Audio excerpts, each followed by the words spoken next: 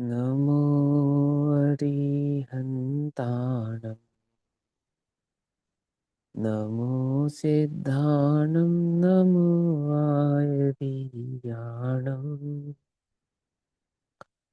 नमो अज्ञायाणं नमो लोये सवसाहुणम्।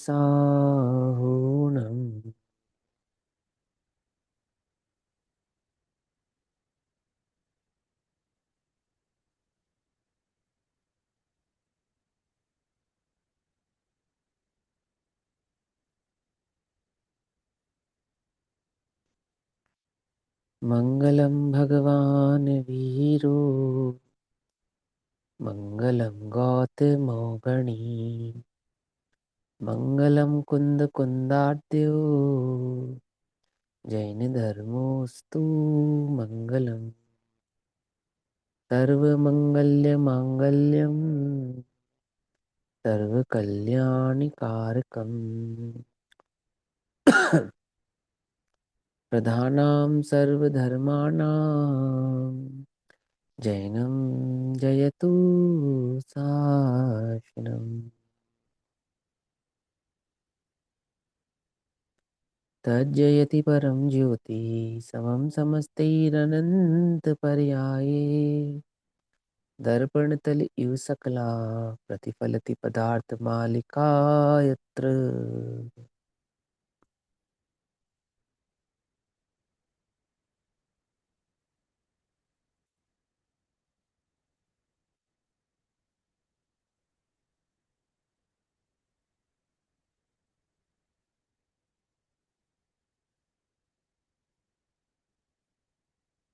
हमारी रात्रिकालीन स्वाध्याय का विषय चल रहा है आचार्य अमृतचंद्र देव द्वारा रचित श्री पुरुषार्थ सिद्धि उपाय।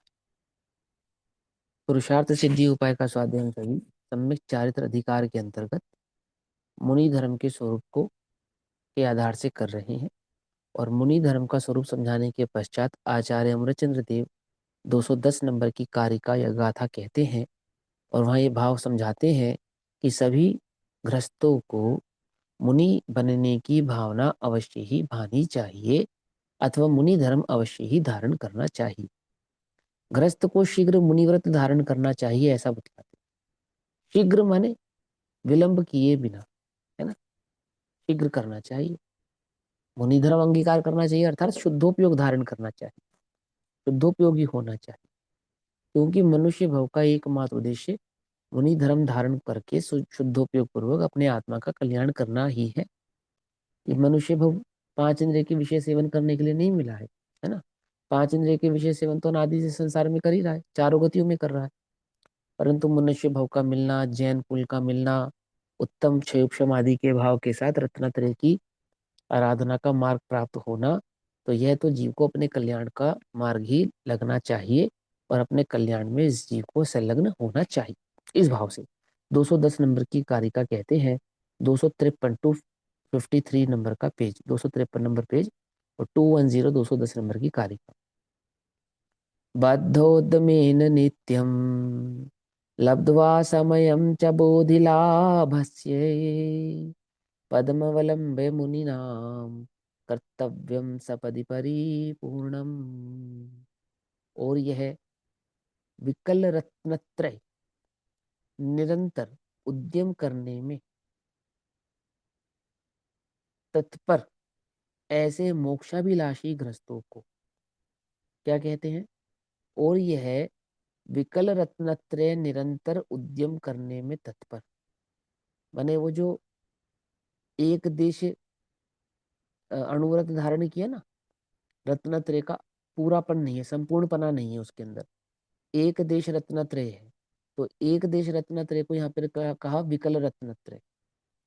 और संपूर्ण रत्नत्रय किसकी होता है, वो मुनिराजों की होता है। माना रत्नत्रय का छोटा भाव वो किसकी है, वो ग्रस्तों की है। कौन से ग्रस्तों के है, जो पंचम गुण स्थान व्रती अणुव्रती ग्रस्त है उनको। और महाव्रत किसकी होता है, वो मुनिराजों की होता है, जिसको हम कहते हैं रत्नत्रय की पूर्णता, ये रत्न पूर्ण रत्नत्रय। तो कहते हैं और यह विकल रत्नत्रय निरंतर उद्यम करने में तत्पर ऐसे अभिलाषी मोक्षाभिलाषी ग्रस्तों को रत्नत्रय के लाभ का समय प्राप्त करके तथा मुनियों के पद का अर्थात चरणों का अवलंबन करके शीघ्र ही परिपूर्ण करना योग्य है। अर्थात उनका जो छोटा अणुव्रत है ना, इसको महाव्रत करने योग्य है। अपने विकल रत्नत्रय को सकल रत्नत्रय करने योग्य है। मुनिराजों के चारित्र को सकल चारित्र कहते हैं ना, है ना। और रत्न जो गृहस्थों का चारित्र है, इसको कहा विकल चारित्र। चारित्र का ही दूसरा नाम रत्नत्रय है, ठीक है ना। क्योंकि दर्शन ज्ञान पूर्वक ही चारित्र होता है, सीधा चारित्र चारित्र तो होता नहीं है। तो चारित्र कहना या रत्नत्रय कहना ये एक ही बात होती है। तो वो कहते हैं कि विकल रत्नत्रय यानी कि छोटा अणुव्रत, अणुव्रत, या जो सकल रत्नत्रय यानी कि वह महाव्रत। तो जिन्होंने विकल रत्नत्रय को धारण किया है, उन्हें शीघ्र अतिशीघ्र महाव्रतों को धारण करना चाहिए, अर्थात सकल चारित्र को धारण करना चाहिए। उनकी भावना ऐसी होनी चाहिए।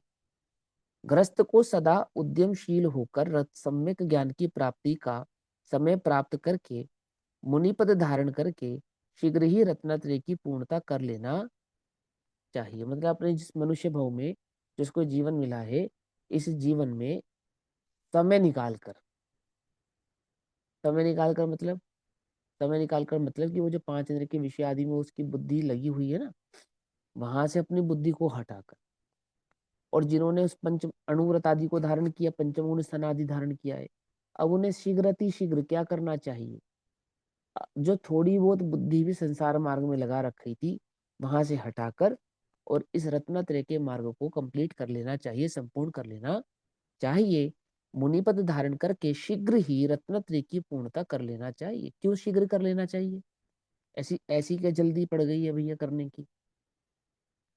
क्योंकि दुर्लभ है संसार में एक यथार्थ ज्ञान, क्योंकि मनुष्य दुर्लभ भाव है मिलना रस दुर्लभ पर्याय है, का प्राप्त इसलिए होना। विकल्पों से हाँ, रहित, क्योंकि विकल्पों से मनुष्य रहित पर्याय का, होके अपने आप अपनी आत्मा का हाँ, उद्धार क्योंकि करो। मनुष्य पर्याय का मिलना ही सबसे बड़ी दुर्लभता है। मनुष्य पर्याय का मिल जाने पर भी मुनि धर्म, जैन धर्म का मिल जाना, ये दुर्लभता है। जैन धर्म के मिल जाने पर सच्चे मार्ग का मिल जाना, ये दुर्लभता है। तो इतने दुर्लभ प्रसंगों के साथ जब ये मनुष्य भव में ये तुम्हें मार्ग प्राप्त हुआ है, तो इस दुर्लभ अवसर का तुरंत ही लाभ उठा लेना चाहिए। इस भावना से आचार्य देव हमको ये प्रेरणा दे रहे हैं। वे कहते हैं, विवेकी पुरुष गृहस्थ दशा में ही संसार, शरीर और भोगों से विरक्त होकर, फिर से कहता हूँ, विवेकी पुरुष, पुरुष माने जीव, पुरुष माने सिर्फ पुरुष और महिलाएं नहीं, ऐसा नहीं है ना। पुरुष माने जीव। कौन से जीव? जो विवेकी हैं। हम विवेकी हैं या नहीं है? कि भाई हम तो भगवान हैं, हम विवेकी नहीं, हम तो भगवान हैं। क्यों? है ना, सीधा वही सिद्ध तो है, समाज। मगर विवेक पूर्वक वेद ज्ञान करेंगे तो हाँ, रत्नात्रय की प्राप्ति होगी।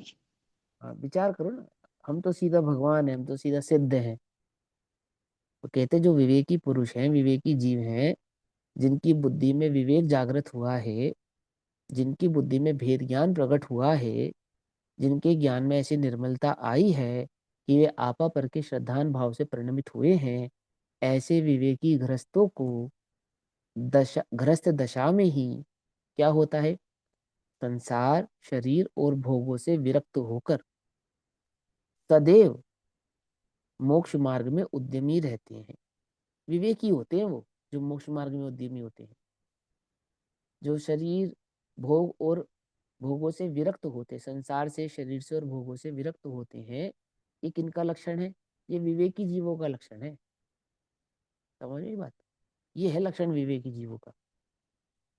वे अवसर पाकर शीघ्र मुनिपद धारण करके, अर्थात वैराग्य का प्रसंग चूकते नहीं है।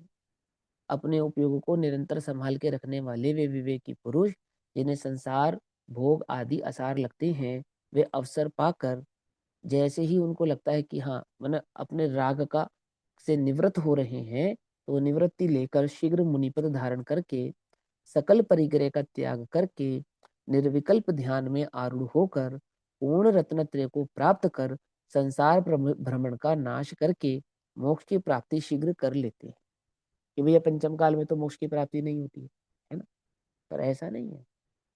वो जो रत्नत्रय की पूर्णता के लिए मुनिव्रत आदि धारण करा है जिस जीव ने, वो हलुकर्मी है ना, तो उसका संसार सागर थोड़ा रह गया है, उसकी अपेक्षा से उसको शीघ्र कहा। ठीक है ना, एक भाव नहीं, इस भाव में नहीं, तो अगले भाव में या दो भावों में, तीन भावों में वह अपने कार्य को कर लेते हैं, ऐसा। अथवा एक देश रत्नत्रय को धारण करके इंद्रादिक उच्च पद और परंपरा से मोक्ष भी प्राप्त करते हैं, मैंने परंपरा से भी मोक्ष को प्राप्त करते हैं, शीघ्र भी करते हैं और परंपरा से भी करते हैं। अतः ज्ञानवंत को सदा एक ही उपाय करना योग्य है। दोनों भैया, तुम ज्ञानानंद स्वभावी हो ना, या नहीं हो?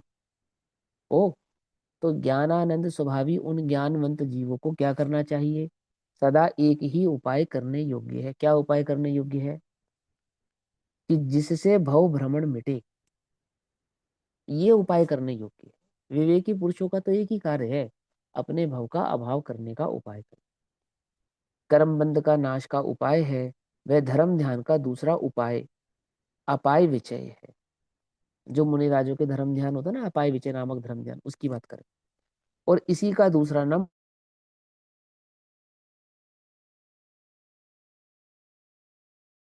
ठीक है ना, अपाय विचय कहो या उपाय विचय नामक ध्यान कहो, वो क्या कहलाता है? वो रत्नत्रय की प्राप्ति का जो ध्यान है, वो उपाय विचय या अपाय विचय नामक धर्म ध्यान कहलाता है। चार प्रकार का धर्म ध्यान होता है, मालूम है ना?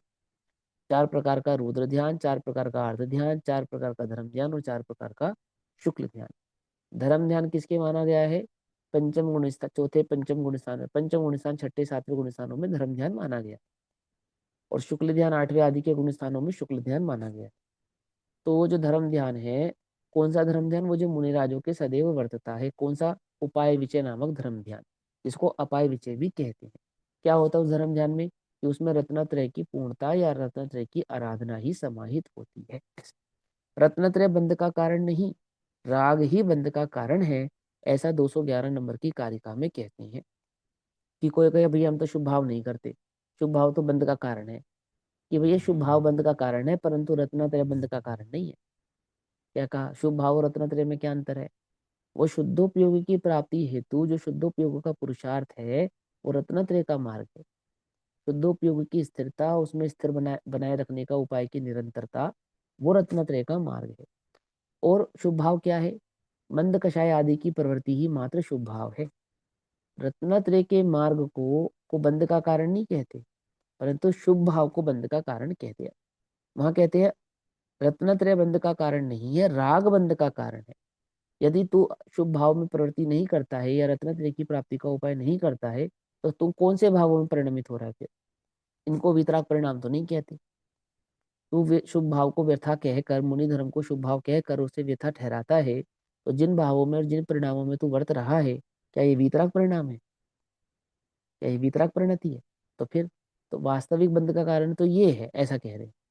तो यहाँ कहते हैं असमग्रम भावयतौ रत्नत्रयमस्ति कर्म बंधो यः सविपक्ष कृत्योवश्यम मोक्षोपायो न बंधनोपायः।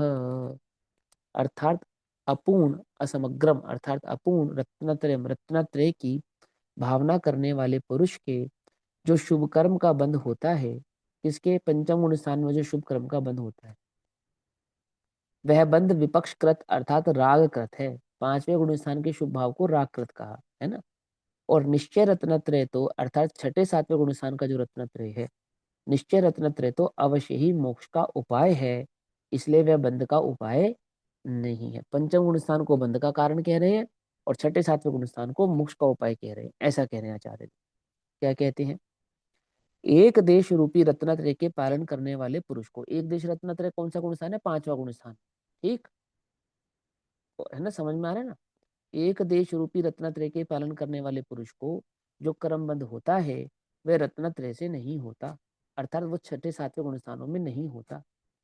देखो, मोक्ष सम्यक दर्शन को भी अबंध रूप कहते हैं, लेकिन मोक्ष मार्ग में चारित्र सहित का जो सम्यक दर्शन है ना, उसी को कार्यकारी कहा है। सम्यक दर्शन की महिमा है, लेकिन आचार्य कहते हैं कि वास्तविक महिमा तो वीतराग परिणति के साथ वर्तने वाले सम्यक दर्शन की है। ठीक है ना, क्योंकि जो साक्षात मोक्ष का कारण है, वो तो मुनि धर्म ही है। अभी आया था ना, कार्य का नंबर 209 में समझाया था ना, 209 208 9 10 में। साक्षात मोक्ष का कारण कौन है? मुनि धर्म। ये देखो, भूल गए होंगे आप लोग। पेज नंबर 252 में देखो, ये सेकंड पैराग्राफ में बोल्ड अक्षरों में लिखा ना, मुनि का रत्नत्रय महाव्रत के योग से साक्षात मोक्ष का कारण है।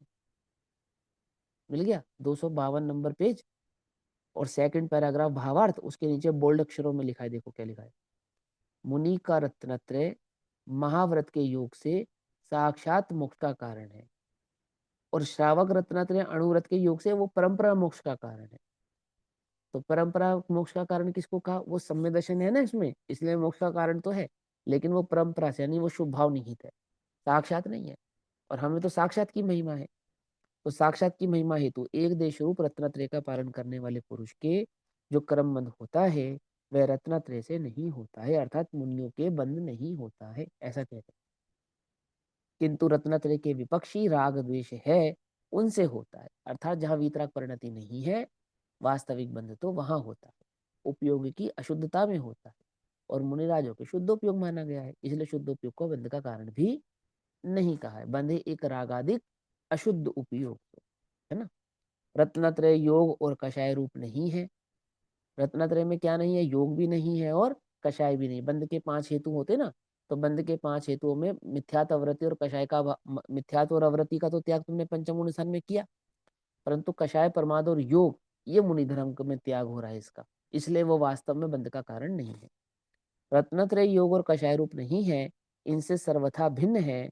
वह रत्नत्रय तो वास्तव में मोक्ष का ही उपाय है, बंध का उपाय नहीं है। भावार्थ, एक देश रत्नत्रय धारण करने वाले जीव के जो कर्मबंध होता है, वह कर्मबंध उस रत्नत्रय से नहीं होता है, बल्कि उससे, उसके उस समय विद्यमान जो शुभ कषाय है, उसी से होता है। क्या कहते हैं? कि जितने शुभ कषाय है उससे बंध होता है, और जितनी वीतराग परिणति है वह सब अबंध रूप है। क्योंकि पंचम गुण स्थान में शुभ कषाय की मुख्यता अधिक है, इसलिए वहां बंध भी अधिक है। और छठे सातवें गुण स्थान में शुभ कषाय की मंद है अथवा नामात्र के बराबर है, इसलिए वहां बंध भी मंद अथवा नामात्र के बराबर ही होता है, ऐसा कहते हैं। बल्कि उसके उस समय विद्यमान जो शुभ कषाय है, उसी से होता है बंध तो, है ना। इससे यही सिद्ध हुआ कि क्रमबंध करने वाली तो शुभ कषाय है, रत्नत्रय कदापि बंध के कारण नहीं है। अब रत्नत्रय और राग का फल बतलाते हैं। रत्नत्रय का फल क्या है? अनंत सुख। राग का फल क्या है? अनंत दुख। वह फल बतलाते हैं 212, 213 और 214 नंबर के श्लोक में। येनांशेन सदृष्टिस्तेनांशनेनास्य बंधनं नास्ति, येनांशेन तु रागास्तेनांशेनास्य बंधनं भवति, येनांशेन ज्ञानं तेनांशेनास्य बंधनं नास्ति, येनांशेन तु रागास्तेनांशेनास्य बंधनं भवति, येनांशेन चरित्रं तेनांशनास्य बंधनं नास्ति, येनांशेन तु रागस्तेनांशनास्य बंधनं भवति। इस आत्मा के, अस्य इस आत्मा के, येनांशेन जितने अंश में, येन आंशेन अर्थात जितने जितने अंश में, येन आंशेन दृष्टि स्तेनांशनन से बंधनम नास्ति, अर्थात सम्यक दृष्टि है, उतने उतने अंश में बंध नहीं है, और जितने जितने अंश में राग है, उतने उतने अंश में बंध है। जितने जितने अंश में ज्ञान है, ये नांशे ज्ञानम, उतने उतने अंश में बंधम नास्ति, बंधनम नास्ति, बंध नहीं है। और जितने जितने अंश में राग है, उतने उतने बंध में, उतने उतने अंश में बंधन होता है। और ये नांशेन चरित्रम, जितने जितने अंश में चारित्र है, तेनांश ने नास्य बंधनम नास्ति, उतने उतने अंश में बंध नहीं होता है। और जितने जितने अंश में राग है, उतने उतने अंश में जीव को बंध होता है। इस आत्मा के जितने अंश में सम्यक दर्शन है, उतने अंश में बंध नहीं है, परंतु जितने अंश में इसके राग है, उतने अंश में बंध होता है।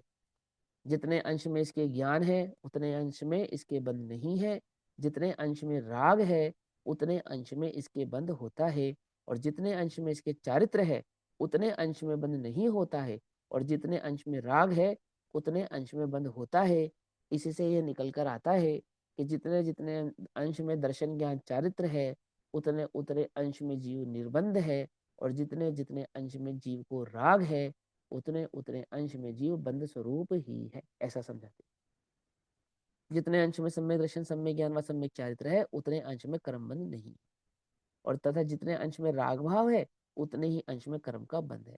और आचार्य कहते हैं कि रत्नत्रय की पूर्णता यानी कि सम्यक दर्शन ज्ञान चैत की पूर्णता ही जीव को निर्बंध करती है। इसलिए शीघ्र अतिशीघ्र उपाय करके तुम्हें इस रत्नत्रय को पूर्ण करना चाहिए। विवेकी जन सज्जन जीव तो ऐसा उपाय निरंतर करने की भावना रखते हैं। संतुष्ट नहीं होते। कहाँ संतुष्ट नहीं होते? राग में संतुष्ट नहीं होते, राग के बंध में संतुष्ट नहीं होते, राग में अपने को राग रूप से परिवर्तता हुआ देखकर उन्हें क्या नहीं है, चैन नहीं पड़ती। ठीक है ना। समस्त ज्ञानियों का क्या मत है? कि ज्ञान ही उनका एक मत है। और ज्ञान का मत क्या है? कि रत्नत्रय की पूर्णता ही ज्ञान का वास्तविक मत है। जीव के तीन भेद हैं, बहिरात्मा, अंतरात्मा और परमात्मा।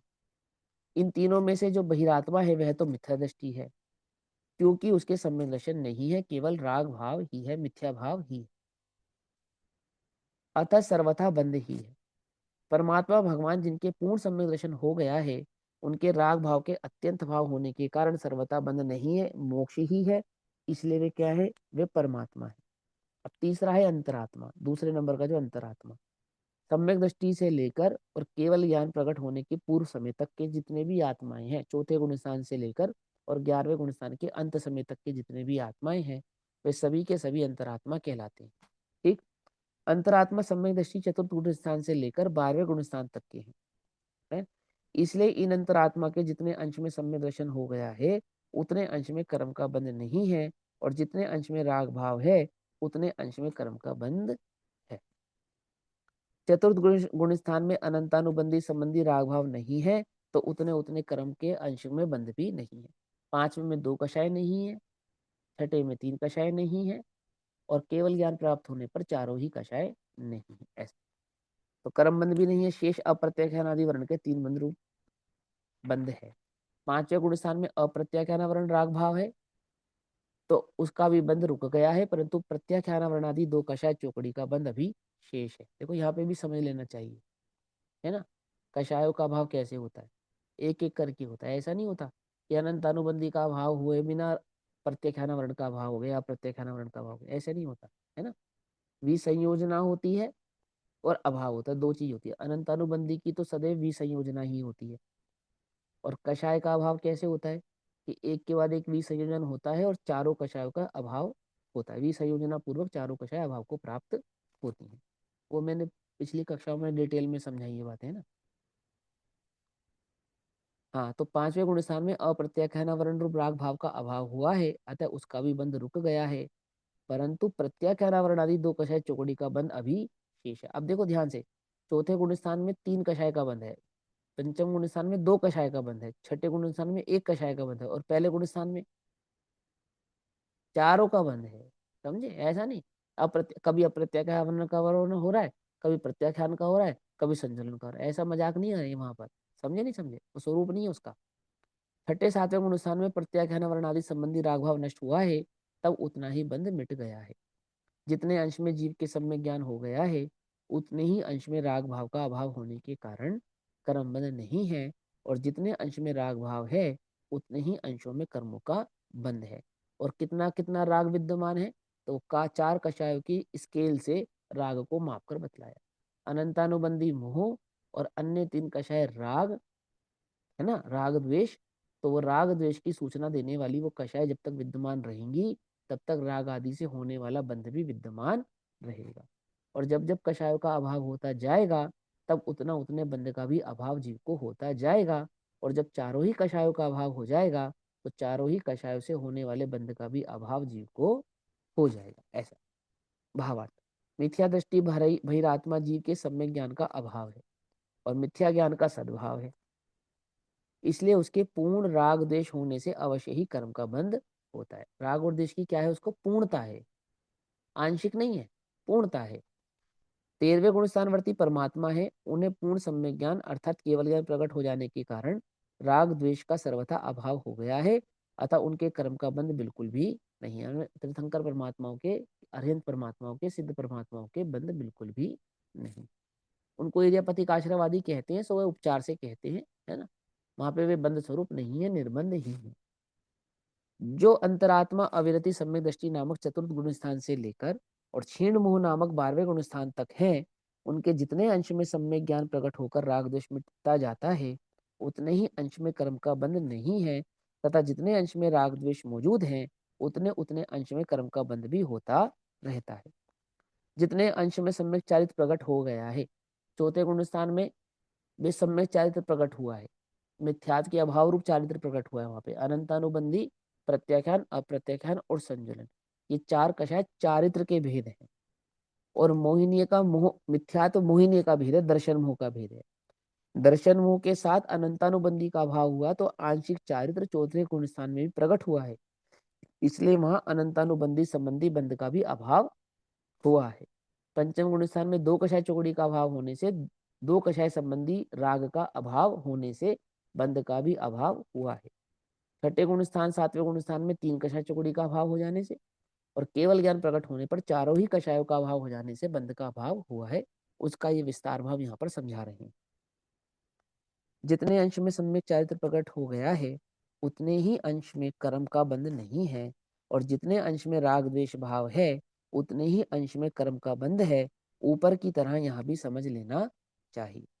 बहिरात्मा के मिथ्या चारित्र है, सम्यक चारित्र रंच मात्र भी नहीं है। मिथ्या दृष्टि के सम्यक चारित्र रंच मात्र भी नहीं। एक क्रिया को सम्यक चारित्र कह दे, एक क्रिया को मिथ्या चारित्र कह दे, ऐसा सम्यक दृष्टि में वो मिथ्या दृष्टियों का ऐसा स्वरूप नहीं। उनका समस्त ही चारित्र भाव मिथ्या चारित्र है, और सम्यक दृष्टियों का समस्त ही चारित्र भाव सम्यक चारित्र रूप है। कितना कितना सम्यक चारित्र, जितनी जितनी कषायों का अभाव हुआ है, उतना उतना सम्यक चारित्र है ना। अतः उनके राग द्वेष की पूर्णता होने से कर्म कर्म का पूर्ण बंध है। परमात्मा के पूर्ण सम्यक चरित्र होने के कारण रंच मात्र भी कर्म का बंध नहीं है।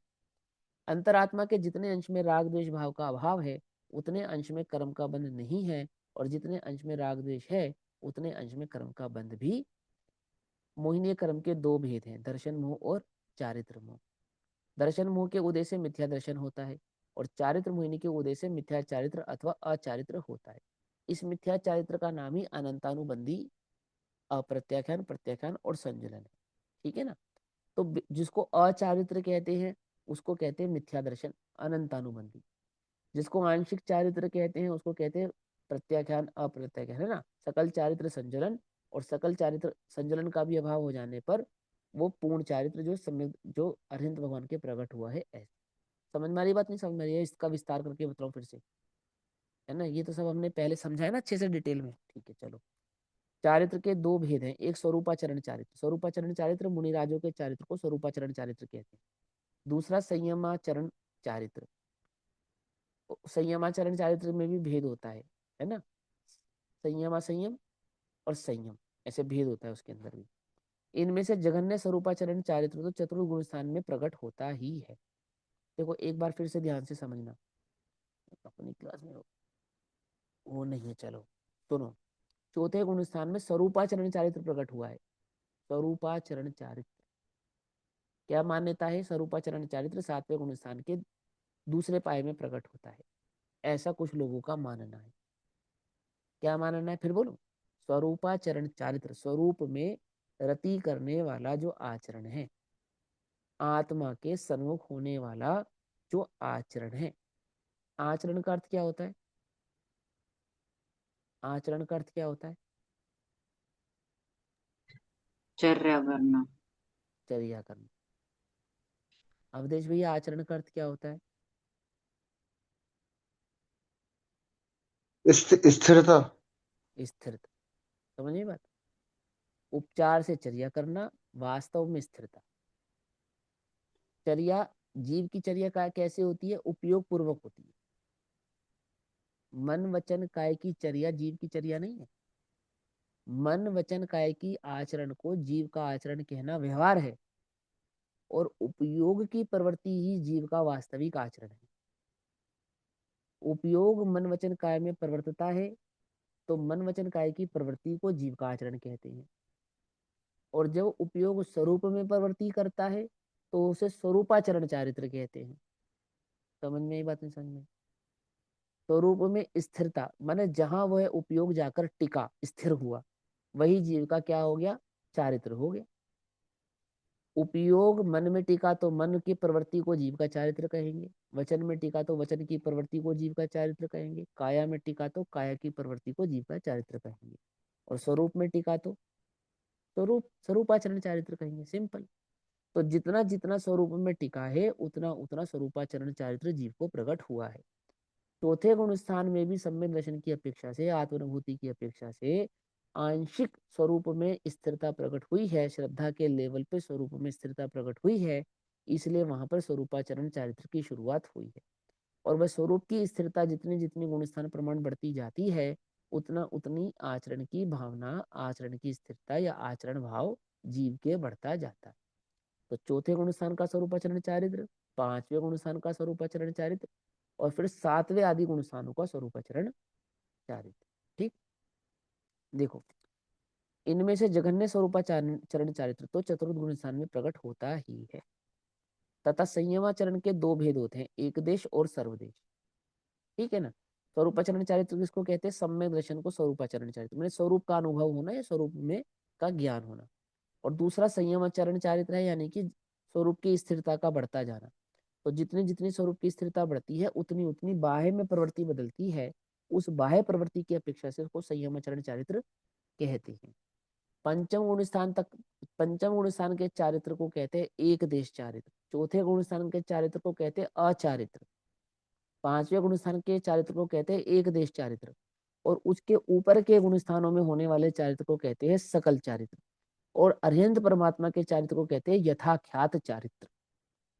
ठीक। और सिद्धों को कहते हैं चारित्रातीत। ठीक। सिद्धों को क्या कहते हैं? चारित्रातीत। ठीक। तो क्या कहते हैं? संयम चरण चारित्र के दो भेद होते हैं, एक देश और सर्वदेश। पांचवें गुण स्थान के चारित्र का नाम एक देश चारित्र है बस, और छठे से लेकर 12वें गुण स्थान के चारित्र का नाम सर्वदेश चारित्र है। ठीक। पांचवें गुण स्थानवर्ती श्रावक के तो एक देश चारित्र है, और छठवें से लेकर 12वें गुण स्थान तक मुनिराजों के सकल देश चारित्र है। तथा 13वें गुण स्थान में पहुंचने पर ही मुनिराज जिनराज बन गए हैं, परमात्मा बन गए हैं, वहां उनके सम्यक चारित्र की पूर्णता हो गई है, अब उनके बंध का भी अभाव हो गया है। और अरिहंतों के उस चारित्र को यथाख्यात चारित्र ऐसा कहा जाता है। ठीक। जितना जितना उन कषायों का अभाव होता जाता है, उतना उतना ही उनके सम्यक दर्शन अथवा सम्यक चारित्र गुण का विकास होता जाता है। श्रद्धा और चारित्र का विकास किस अपेक्षा से कह रहे हैं? वो स्थिरता की अपेक्षा से। और श्रद्धा का चारित्र का विकास भी, अगर किसी को औपशमिक सम्यक दर्शन है तो ऊपर ऊपर के गुण स्थानों में उसको गाढ़ा गाढ़ा करता जाता है ना, छायिक आदि में भी कन्वर्ट करता है। जब श्रेणी आदि मानता है तो वहाँ छायिक आदि सम्यक दर्शन की अपेक्षा से वहाँ उसका विकास भी कहा है क्रमशः। ठीक है ना। अपेक्षाकृत बात को समझ लेना, मूलतः तो चारित्र का ही विकास वहां पर होता है। ठीक। जैसे कि दर्शन मोहिनी का अभाव होने पर सम्यक दर्शन होता है, और अनंतानुबंधी चौकड़ी का अभाव होने पर उतने ही अंश में स्वरूपाचरण चारित्र प्रकट होता है। फिर अप्रत्याख्यानावरण चौकड़ी का अभाव होने पर, चौकड़ी माने अप्रत्याख्यानावरण मतलब अप्रत्याख्यानावरण संबंधी क्रोध मान माया लोभ, तो वो चार कषायों को चौकड़ी कहते हैं। तो अप्रत्याख्यानावरण चौकड़ी का अभाव होने से देश चारित्र प्रकट होता है, प्रत्याख्यानावरण चौकड़ी का अभाव होने पर सकल चारित्र प्रकट होता है, तथा संजवलन चौकड़ी का और नौ कषायों का अभाव होने से यथाख्यात चारित्र प्रकट होता है। ठीक। इस तरह इस मोहिनी कर्म की 25 प्रकृतियां ही जीव को राग द्वेष होने में निमित्त कारण है। उनमें से अनंतानुबंधी क्रोध मान माया लोभ, अप्रत्याख्यानावरण संबंधी क्रोध मान माया लोभ, प्रत्याख्यानावरण संबंधी क्रोध मान माया लोभ, और संजुलन संबंधी क्रोध मान माया लोभ, ये 8, और अरति शोक भय जुगुप्सा सब मिलकर 12 प्रकृतियां तो राग द्वेष रूप परिणमन के निमित्त हैं, तथा शेष 13 प्रकृतियां राग रूप परिणमन में निमित्त होती हैं। 12 प्रकृतियां द्वेष रूप परिणमन कराती हैं, अन्य प्रकृतियां द्वेष राग रूप परिणमित होती हैं। राग और द्वेष की ये टोटल मिलाकर 25 प्रकृतियां मोहिनी की अपेक्षा से होती हैं। इस प्रकार अनादि काल से यह जीव इन्हीं 25 कषायों के वशीभूत होकर नित्य अनेक दुष्कर्म करता हुआ संसार सागर में भ्रमण कर रहा है। अतः 8 कर्मों में इस मोहिनी कर्म को सर्वप्रथम जीतना चाहिए। जब तक मोहिनी कर्म की पराजय ना हो तब तक शेष कर्मों की पराजय हो ही नहीं सकती।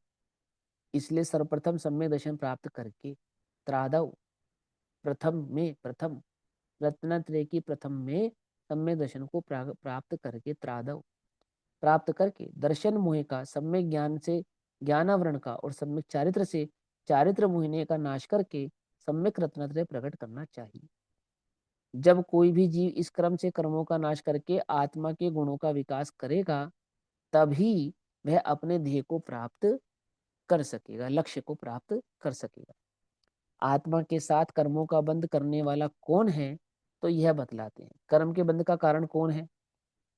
तो कर्म के बंध का कारण, मूल कारण तो अज्ञान है ना। और उसी अज्ञान को जब हम डिस्क्राइब करते हैं तो मोह राग द्वेष ऐसे समझाते हैं। मोह राग द्वेष ऐसे समझाते हैं ना।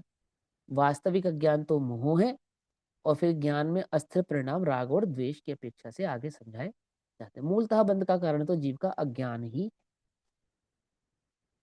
पर योगा बंध के 5 हेतु होते हैं ना, उसकी अपेक्षा से भी समझा सकते हैं। यहाँ पे बंध करने वाला कौन है ये बतलाते हैं, क्योंकि चरणान योग की अपेक्षा से कथन है ना। तो उसी अज्ञान को 5 भाव से समझाते हैं। बंध के 5 हेतु होते हैं, कौन कौन से? मिथ्यात, अवृत्ति, कषाय, योग और प्रमाद, है ना। योगात् प्रदेश बंध स्थिति बंधो भवतु तु कषायात् दर्शनाबोध चरित्रम न योग रूपम न कषाय रूपम च। प्रदेश बंद मन वचन काय के व्यापार से, और स्थिति बंद क्रोधादि कषायों से होता है। परंतु सम्यक दर्शन, सम्यक ज्ञान, सम्यक चारित्र रूप रत्नत्रय ना तो योग रूप है और ना ही कषाय रूप है। बंद के 2 हेतु कहे यहाँ पे, कषाय और योग। बंद के 2 हेतु कहे, कषाय और योग। कषाय के अंदर उन्होंने अनंतानुबंधी आदि कषाय को गर्भित किया ना, तो वहां पे मिथ्यात्व भी कषाय के अंदर खाते में गर्भित हो गया, और प्रमाद भी कषाय में गर्भित हो गया। प्रमाद किसको कहते हैं?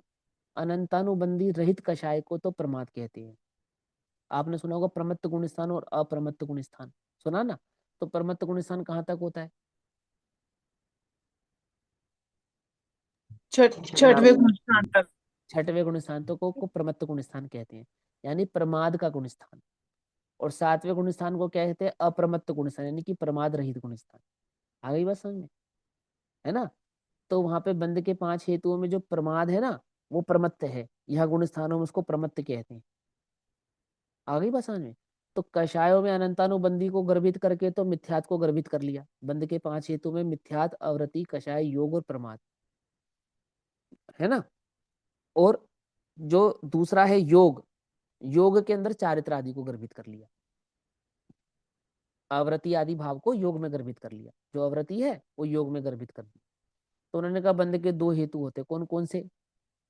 एक कषाय और एक योग। तो बोले मन वचन काय की जो परिणति है वो तो आपकी हो गई योग। क्या लिखा? प्रदेश बंद का कारण कौन है? प्रदेश बंद और स्थिति बंद। प्रदेश बंद का कारण है मन वचन काय का व्यापार, इसको योग कहा। और स्थिति बंद का कारण कौन है? क्रोधादि कषाय, ये कषाय कहलाती हैं। परंतु सम्यक दर्शन, सम्यक ज्ञान और सम्यक चारित्र ना तो योग रूप है और ना ही कषाय रूप है। ना तो वह योग रूप से बंध के कारण बनते हैं और ना ही कषाय रूप से बंध के कारण बनते हैं। कौन? रत्नत्रय। तो रत्नत्रय का होना अबंध और रत्नत्रय का ना होना बंध, ऐसा समझा रहे हैं। आत्मा के साथ कर्मों के बंध को करने वाला कौन है? कि रत्नत्रय का ना होना ही बंध का कारण है। अर्थात योग, यानी कि योग और कषाय बंध के कारण हो गए, और योग और कषाय का अभाव क्या है? वो रत्नत्रय का सद्भाव है। तो रत्नत्रय का होना ही जीव के अबंध का कारक हो गया, ऐसा समझाते। मन वचन काय के योग से प्रदेश बंध और प्रकृति बंध होता है, तथा क्रोधादि कषायों से स्थिति बंध और अनुभाग बंध होता है। अब प्रदेश बंध और प्रकृति बंध समझते हो ना। जितने एरिया में बंद होगा वो प्रदेश बंद कहलाएगा। कौन सी प्रकृति का? 148 प्रकृतियों में से जिन प्रकृतियों का बंद होगा वो प्रकृति बंद कहलाएगा। जितने समय तक के लिए बंद होगा उसको स्थिति बंद कहेंगे, और वह जितना फल देंगे उसको अनुभाग बंद कहेंगे। ठीक। यहाँ श्लोक में यद्यपि प्रकृति बंद और अनुभाग बंद का उल्लेख नहीं किया गया है, तो भी उपलक्षण से ग्रहण हो जाता है। उपलक्षण से मतलब अंतरंग भाव है ना, अविनाभावी संबंध होता है उनके बीच में, गर्भित भाव है, तो गर्भित भाव से उनको समझ लेना चाहिए। प्रकृति बंद होगा, प्रदेश बंद होगा तो प्रकृति के साथ ही होगा, और स्थिति बंद होगा तो अनुभाग के साथ ही होगा।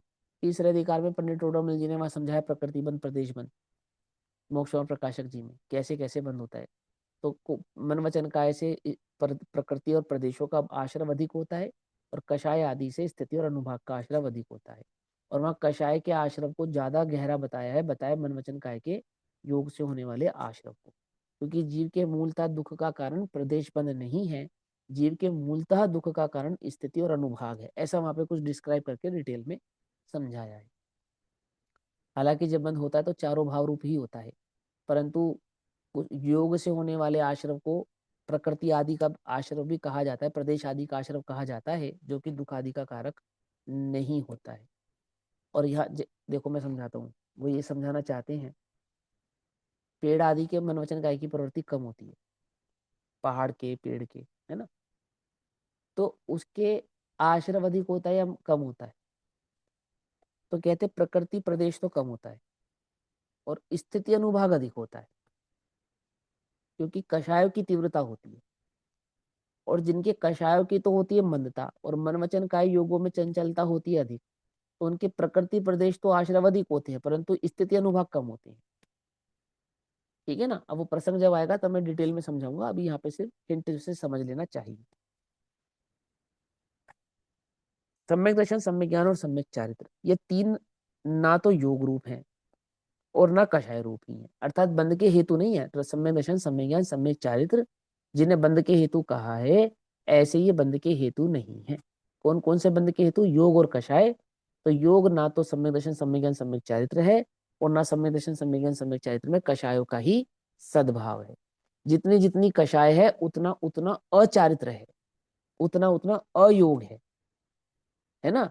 और जितना जितना दर्शन श्रद्धा ज्ञान आदि भाव है उतना उतना बंध नहीं है। जितने अंश में दर्शन ज्ञान चारित्र की स्थापना है जीव में, उतने अंश में जीव को बंध नहीं होगा, और जितने अंशों में दर्शन ज्ञान चारित्र का विस्तार नहीं है उतने उतने अंशों में ही जीव के बंध होगा। ये पिछली गाथाओं में हमको डिटेल में समझा चुके।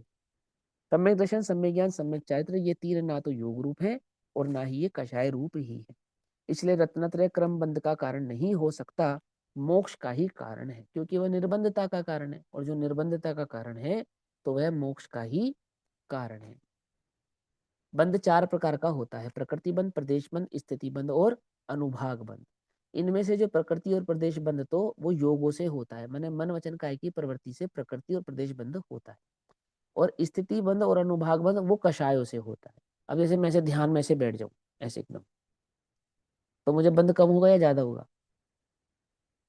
तो प्रकृति और प्रदेश होगा कम, और यदि कषाय हुई तो स्थिति अनुभाग होगा ज्यादा। और और हो सकता है कि मैं युद्ध करूं, तो युद्ध के काल में कषाय का सद्भाव नहीं होने के कारण कौन सी, जैसे मान के चलो अनंत अनुबंधी नहीं है, अप्रत्याख्यान नहीं है, पंचम गुण स्थानवर्ती तक युद्ध कर सकते हैं, तो चौथे गुण स्थान या पंचम गुण स्थानवर्ती वाले को स्थिति अनुभाग होगा मंद और प्रकृति प्रदेश होगा ज्यादा। समझ नहीं बातें? समझ में ऐसा समझाएंगे यहाँ पर। अब यहाँ पे समझाएंगे या नहीं समझेंगे मालूम नहीं, अभी मैं पढ़ूंगा आपके सामने, मैंने अभी पढ़ा नहीं इसको, अभी पढ़ते हैं। तो क्या कहते हैं, इनमें से प्रकृति बंध और प्रदेश बंध तो योगों से होता है, स्थिति बंध और अनुभाग बंध कषायों से होता है। अब इन चारों बंधों का स्वरूप कहते हैं, विस्तार से समझाते हैं। प्रकृति बंध, प्रकृति नाम स्वभाव का है। कर्मों की मूल प्रकृति 8 और उत्तर प्रकृतियां 148 है। 8 8 कर्म और 148 प्रकृतियों के आश्रम को प्रकृति बंध कहते हैं। अब वो कितने कितने प्रदेशों का आवरण करेगी? जो ज्ञान पर आवरण करे वो ज्ञान आवरण, जो दर्शन का आवरण करे सो दर्शन आवरण, जो चारित्र का आवरण करे सो आदि आदि भाव। तो ज्ञान कर्म का स्वभाव पर्दे के समान है। जैसे जिस वस्तु के ऊपर पर्दा हुआ हो वह पर्दा उस वस्तु का ज्ञान नहीं होने में कारण है, उसी प्रकार जब तक आत्मा के साथ ज्ञानावरण कर्म रूपी पर्दा हो तब तक वह आत्मा को पदार्थ को सम्यक ज्ञान नहीं होने का कारण है।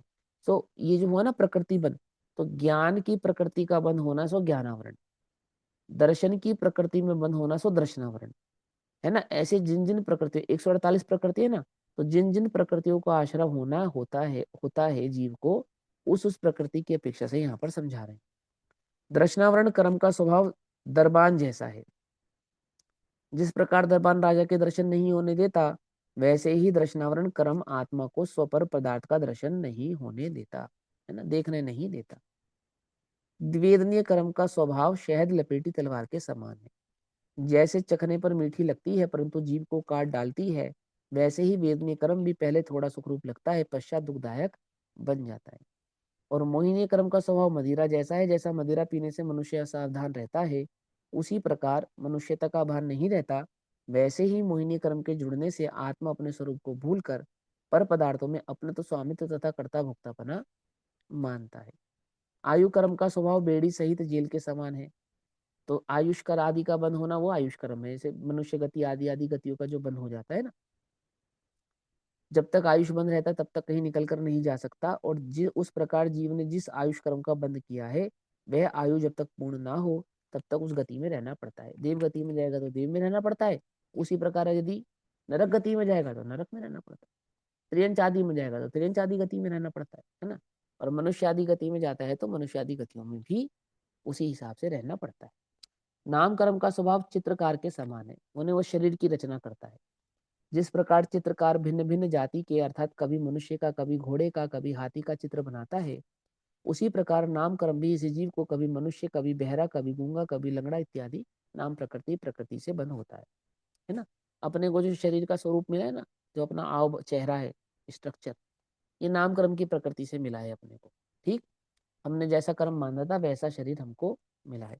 प्लास्टिक सर्जरी करा के बदलने की कोशिश ना करें है नाम कर्म की प्रकृति में बदलाव नहीं आएगा है। गोत्र कर्म का स्वभाव कुम्हार जैसा है। जैसे कुम्हार कभी छोटे और कभी बड़े बर्तन बनाता है, उसी प्रकार लोक में जो गोत्र होता है ना, उसी प्रकार वैसे ही गोत्र कर्म भी इसी जीव को कभी उच्च कुल और कभी नीच कुल की उत्पत्ति कराता है। अंतराय कर्म का स्वभाव भंडारी जैसा है, अंतर डालता है, भोग उपभोग की सामग्री प्राप्त नहीं होने देता। उसी प्रकार ये विघ्न डालता है, अंतराय कर्म अंतर डालने का कारण करता है। अब इस तरह ये आठों कर्म का स्वभाव है, ये सभी अपने अपने स्वभाव सहित जीव के साथ संबंध को प्राप्त होते हैं और इसी को प्रकृति बंध कहते हैं। एक कर्म की अपनी अपनी प्रकृतियां होती हैं, तो 148 प्रकृतियां 8 कर्म की टोटल होती हैं, उतनी उतनी प्रकृति के अनुसार जीव को उसी प्रकार का सु और दुख माने अच्छा और बुरा ऐसा आश्रम होता है। ज्ञान में उपशम क्षयोक्षम आदि के भेद से, और अन्य प्रकृति में सु और दु यानी दुख रूप और सुख रूप के भेद से। हाँ दीदी बोलो, क्या पूछना है आपको? भैया इस वाले अंतरायकर में मुझे एक चीज पूछनी थी कि जैसे कोई दान, सपोज कोई दान कर रहा है और मैंने हम्म। उसको दान करने से रोका, तो वो जो अंतराय क्रम बंधेगा वो मुझे बंधेगा या सामने वाले को?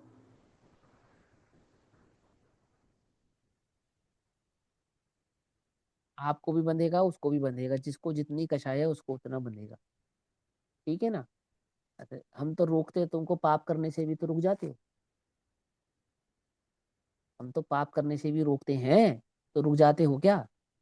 तो दान करने से हाँ, रोकने पे फिर क्यों क्यों रुक गए रुके? तुम? हाँ, हाँ, ठीक है। फिर समझ नहीं, ठीक। बात नहीं समझ। वो और तो तुम यदि अपनी उसने बुद्धि, दान हाँ। किया तो फिर बस मुझे ही लगेगा, है हाँ, ना? वो तो जिसको जिसका जैसा परिणाम है उसको वैसा बंद होगा। जिस जीव को जैसी कषाय है, जैसा योग है, जैसा उपयोग है, जैसी उसकी कषाय है, वैसा बंद होगा। ठीक है ना। तो कहने की बात है, हम तुम्हें पाप करने से रुकते हैं, वहां तो रुकते नहीं। हम तुम्हें इतना इतना धर्म के लिए इतना प्रेरित करते हैं, सम्य दर्शन के लिए इतना प्रेरित करते हैं, आत्मानुभूति के लिए प्रेरित करते हैं, वो तो तुम्हें समझ समझ में नहीं आता। प्रेरणा करने से तो दान देता नहीं कोई, रोकने से रुक जाता है, ये बात समझ में नहीं आती मुझे है किसी के रोकने से कोई ना रुकता, जिसको रुकना होता है अपने ही रुकता है। तो बहाने की बात है कि उसने कहा, उसने ऐसा कहा, उसने ऐसा कहा। ठीक है ना। बाकी जीव अपने विवेक से ही बंध को प्राप्त होता है, जैसा जैसा उसकी कषाय है वैसा वैसा बंध को प्राप्त होता है। अब प्रदेश बंध का वर्णन करते हैं।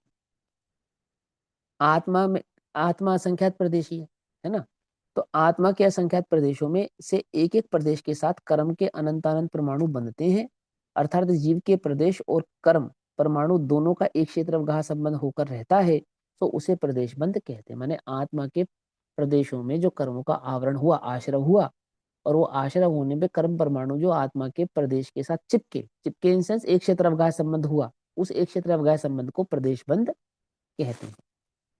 अब स्थिति बंध का वर्णन करते हैं। जितने समय तक वे बंधे रहेंगे उसको स्थिति बंध कहते हैं, और जितने समय उनका उदय रहेगा। स्थिति बंध तो मेन तो उदय के अपेक्षा से, एक होती है सत्ता की स्थिति, एक होती है उदय की स्थिति। दो प्रकार की स्थितियां होती हैं।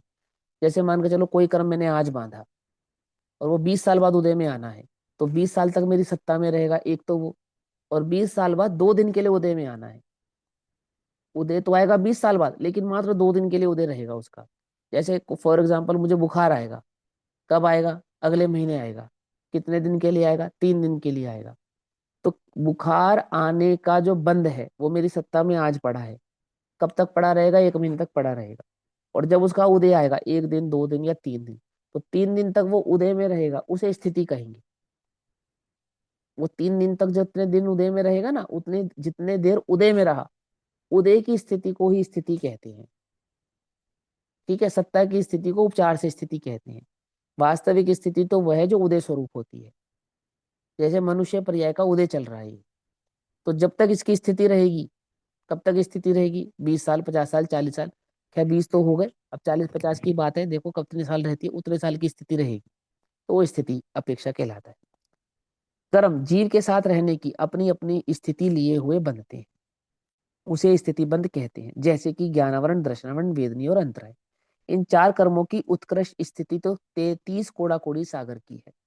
मोहिनी कर्म में दर्शन मोहि की 70 कोड़ा कोड़ी सागर के, चारित्र मोहिनी की 40 कोड़ा कोड़ी सागर के। उत्कृष्ट स्थितियां हैं ये, उत्कृष्ट स्थितियां। इतने सागरों तक इनका उदय रहेगा, समझे? सत्ता में रहेंगी 70 कोड़ा कोड़ी सत्ता। ऐसा नहीं है, ऐसा नहीं है, फिर पढ़ लेना। एक समय का मिथ्यात्व जीव ने बांधा, ठीक। तो उसके उदय आने की स्थिति कितनी है? 70 कोड़ा कोड़ी सागर तक की स्थितियां हैं। अभाव भी हो जाएगा, ऐसा नहीं है, अभाव नहीं होगा उसका। सत्ता में पड़ा हुआ है ना, कंटिन्यू जीव को मिथ्यात्व का उदय ही चल रहा है। तो जो कर्म उदय में आता है, वो सत्ता में पड़ा है, वही तो उदय में आता है। जो सत्ता में पड़ा है वही उदय में आता है ना। तो अब सत्ता में पड़ा हुआ कर्म उदय में आया, अभी वर्तमान में मुझे मिथ्यात्व का उदय चल रहा है फॉर एग्जाम्पल, तो कितने समय तक रहेगा ये मिथ्यात्व? कितने समय तक रहेगा बोलो? जब तक सम्यक दर्शन जब प्रकट। तक सम्यक नहीं नहीं हो जाता। करूंगा, नहीं होगा ना। अब इसके उदय की स्थिति कितनी मालूम है? कौन सी स्थिति का उदय मालूम है?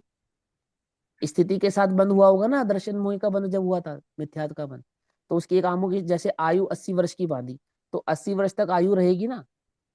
तो ये मिथ्यात्व कितने वर्ष का बांधा? तो मैक्सिमम 70 कोड़ा कोड़ी, ऐसा मैक्सिमम। मिनिमम तो 1 कोड़ा कोड़ी भी हो सकता है, अंतर कोड़ा कोड़ी भी हो सकता है, 10 कोड़ा कोड़ी भी हो सकता है, 1 दिन, 2 दिन, 6 महीने का भी हो सकता है। मैक्सिमम स्थिति है इसकी, मैक्सिमम स्थिति। और जितना स्थिति में रहेगा उतना भुगतना ही पड़ेगा, ऐसा नियम नहीं है।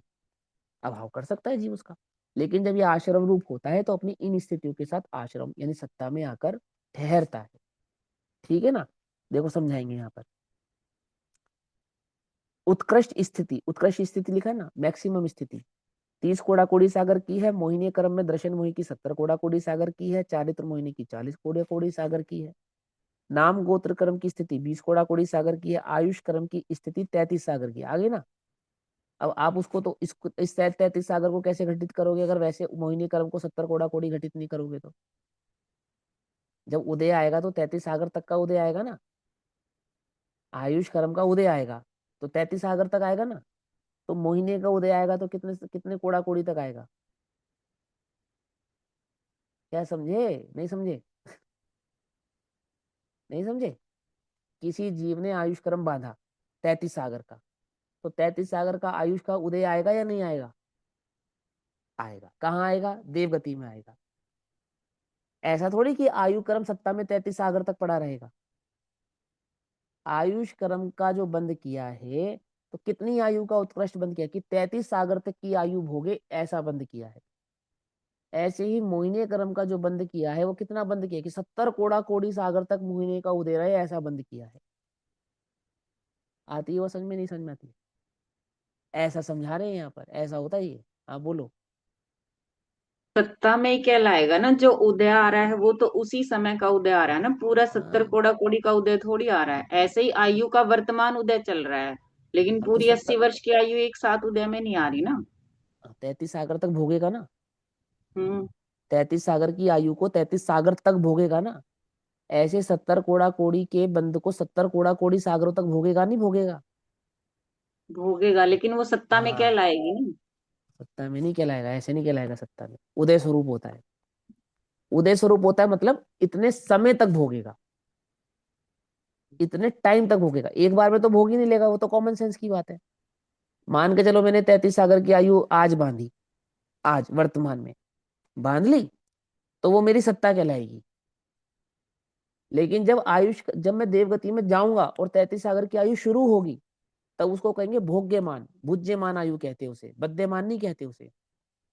वो भोगने वाली आयु कहलाती है, उसको भुज्यमान आयु कहते हैं। ऐसे ही जो मिथ्यात्व का उदय चल रहा है, ये भोग्यमान चल रहा है, बद्यमान नहीं है। बद्यमान अलग है, जो सत्ता में बैठा है, जो निरंतर में बंध को प्राप्त कर रहा हूँ वो अलग है, और जो भोग रहा हूँ वो अलग है। आती है बात समझ में नहीं? इस समय मेरे पास दो आयु हो सकती है, नहीं हो सकती है? बोलो। ए, दो आयु हो सकती है मेरे पास इस समय, एक हाँ बुद्धिमान, एक भोग्यमान। हाँ, दो है। हाँ समझे, दो हो सकती है मेरे पास इस समय, एक बद्यमान हो सकती है, एक भुज्यमान हो सकती है। हो सकती नहीं हो सकती है? ऐसे अन्य कर्मों में भी होता है। आती है समझ में, नहीं समझ में आती है? लेकिन आयु में क्या होता है, मैक्सिमम दो ही रहेंगी। पर मोहिनी आदि कर्मों में क्या होता है, एक समय में 70 कोड़ा कोड़ी, फिर दूसरे समय में 70 कोड़ा कोड़ी, फिर तीसरे समय में 70 कोड़ा कोड़ी, फिर चौथे समय में 70 कोड़ा कोड़ी। ऐसे आश्रम करता हूँ। एक मिथ्या दृष्टि के ऐसे आश्रम होता है, घोर मिथ्या दृष्टि जीव के। मैक्सिमम आश्रम की स्थितियां हैं ये, ठीक है ना? मिनिमम अंतर कोड़ा कोड़ी भी होती है, एक कोड़ा कोड़ी भी होती है, आदि आदि के भाव से भी होती है। अब आई समझ में क्या कह रहा हूं मैं? भोग्यमान है वो। सत्ता में तो पढ़ाई है जितना पढ़ाई है, सत्ता में तो अंत नहीं कितना पढ़ा है। लेकिन सम्य दर्शन में कितनी ताकत है, एक समय में कर्मों के पहाड़ को समूल नष्ट कर दे। मोक्ष मार्ग से नेतारम भेदतारम कर्म मुव्रता, जिन्होंने कर्मों के पर्वतों का को चूर कर दिया है, भेद दिया है। समझे या नहीं समझे? उनकी ऐसी लब्धियों को प्राप्त करने के लिए मैं उन्हें नमस्कार करता हूँ। वंदे तद्गुण लब्धे, उनके ऐसे गुणों की प्राप्ति के लिए उन्हें नमस्कार करता हूँ। तो नमस्कार करके क्या प्राप्त करता हूँ? वो रत्नत्रय की आराधना, जिसके आश्रय से ऐसे ऐसे कर्मों को जो मैंने आश्रम में लाया है, किया है, जिनका उदय भोग रहा हूँ, उस समय दर्शन के एक तीर से पूरे के पूरे कर्म पर्वतों को चकनाचूर करने की ताकत है। बंदर की अपेक्षा से समझा रहे, घबराने नहीं, है ना? तुम्हारी ताकत इनसे ज्यादा है। चारित्र मोहिनी की 40 कोड़ा कोड़ी सागर की है, नाम और गोत्र की स्थिति 20 कोड़ा कोड़ी सागर की है, आयु कर्म की 33 सागर की है। इस प्रकार इन सबकी उत्कृष्ट स्थिति है, जगन्य स्थिति। अभी जगन्य स्थिति आदि का स्वरूप समझाएंगे 261 नंबर के पेज पर। लेकिन अभी समय हुआ तो हम इसकी चर्चा कल करेंगे। तब तक के लिए सभी को जय जिनेन्द्र। हाँ, भैया एक मिनट, बस एक चीज हाँ बताइए बोलो बोलो। कि जो ये है ना, ज्ञानावरण, दर्शनावरण, वेदनी और अंतराय, इन चारों कर्मों के 30 कोड़ा, तो मैं पूछ रही हूँ कि जैसे यदि हमें अरिहंत पद प्राप्त किया, हम्म। है ना, तब ज्ञानावरण हटेगा, तो इसका मतलब जब तक अरिहंत पद प्राप्त को नहीं प्राप्त करने के, तब तक हमें ये वाला बंद रहेगा। और उदय चलता रहेगा ना, जब ज्ञानावरण का तक उदय तो उधर चलता चलेगा, ही जब रहेगा तक ना। हमें अरिहंत पद की प्राप्ति नहीं हो जाएगी, एक हाँ तरह लेकिन से। उसमें क्षेम आदि भाव रहेगा ना। उसमें हाँ। क्षेम रहेगा, ज्ञान में क्षेम रहता है ना, क्षेम तो सदा रहेगा, अक्षर के अनंत में भाग जितना, हम्म और मैक्सिमम अवधि ज्ञान जितना। सम्य दर्शन होने के बाद, क्योंकि मन परे तो सम्य दर्शन होने के बाद ही प्रकट होगा, हाँ। तो अवधि ज्ञान जितना, उसको कुअवधि कहते हैं, अवधि ज्ञान जितना मान के चलो।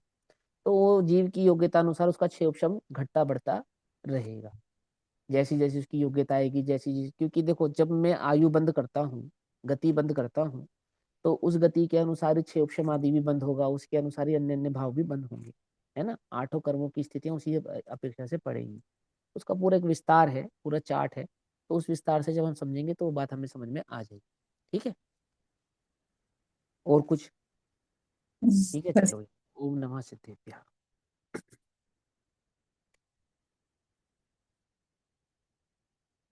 निज निधि निज में बताई, यहाँ अनंत उपकार है, उसके लिए जिनवाणी माँ को